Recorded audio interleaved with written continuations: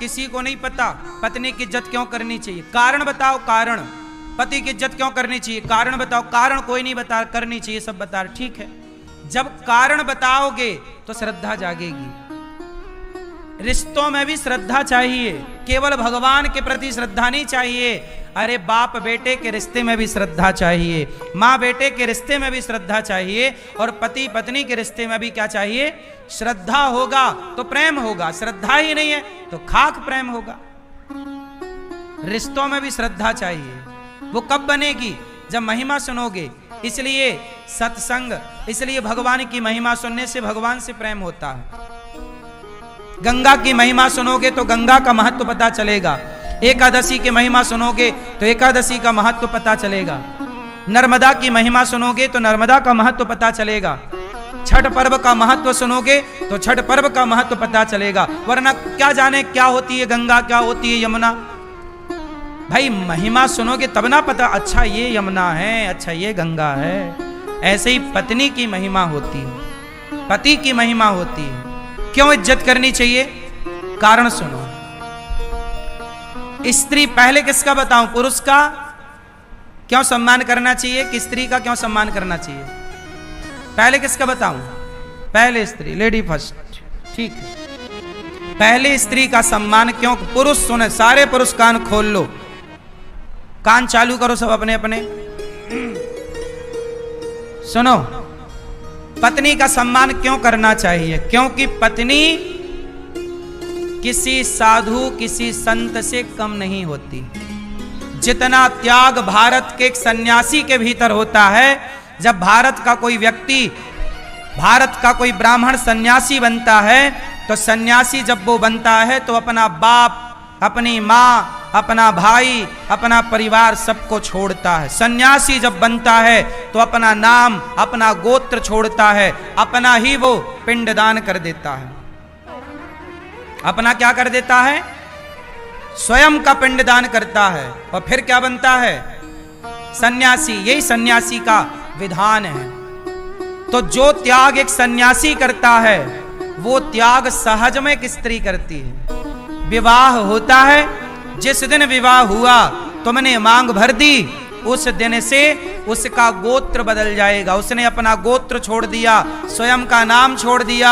अब तुम्हारी माँ को माता मानेगी, तुम्हारे बाप को पिता मानेगी, तुम्हें अपना देवता मानेगी, तुम्हारे भाई को अपना छोटा भाई मानेगी, तुम्हारी बहन को अपनी बहन मानेगी, और अपने पूरे परिवार को केवल आप पति के लिए सबको छोड़कर ससुराल आ जाएगी, मायके को त्याग कर। और जो स्त्रियां मायके को त्याग पाती हैं, ससुराल को अपना पाती हैं, वही स्त्रियां अपना घर बचा पाती हैं। और जो मायके को स्वीकार, जो ससुराल को स्वीकार नहीं कर पाती, जो मायके में घुसी रहती हैं, ऐसी स्त्रियां अपने घर में आग लगा लेती हैं। तो स्त्रियों की भी दो प्रजाति हैं,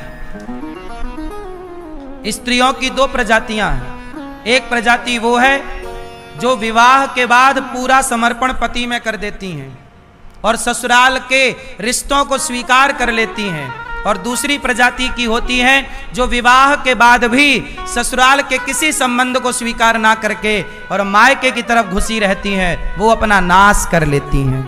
दो प्रजाति की स्त्रियां होती हैं।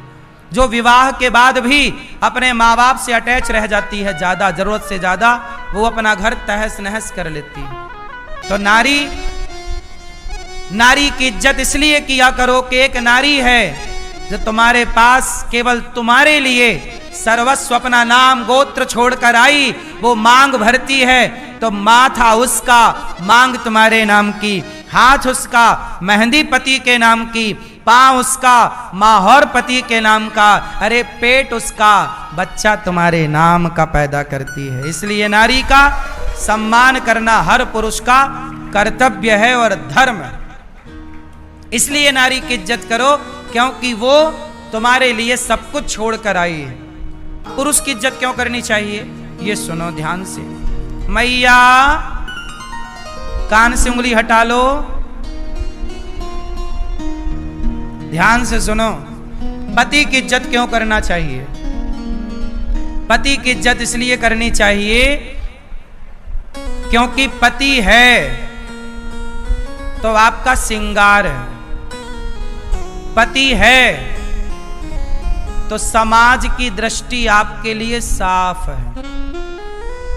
पति है तो आपके हाथों में मेहंदी है। पति है तो आपके गले में मंगलसूत्र है। पति है तो आपके शरीर में पीली और लाल साड़ी है, रंगीन जीवन है। पति है तो चिंताएं नहीं है कि लाएगा कमाकर और हम सब प्रेम पूर्वक रहेंगे। जिस नारी का पति ना हो उस नारी से पूछो कि पति के बिना जीवन कितना कठिन है। सच्चाई तो यह है कि पत्नी और पति दोनों ही एक दूसरे के पूरक हैं, पर पूरक होने पर भी नारी का त्याग ज्यादा है, पुरुष का त्याग कम है। पत्नी को चाहिए कि अपने पति में परमेश्वर का दर्शन करे, और यदि आप अपने पति का त्याग करती हो, पर पुरुष की तरफ जाती हो, तो आपका लोक परलोक दोनों बिगड़ जाएगा। क्योंकि इतिहास साक्षी है कि समाज में चरित्रवान नारियों का सम्मान हुआ है, चरित्रहीन नारियों का सम्मान नहीं हुआ है।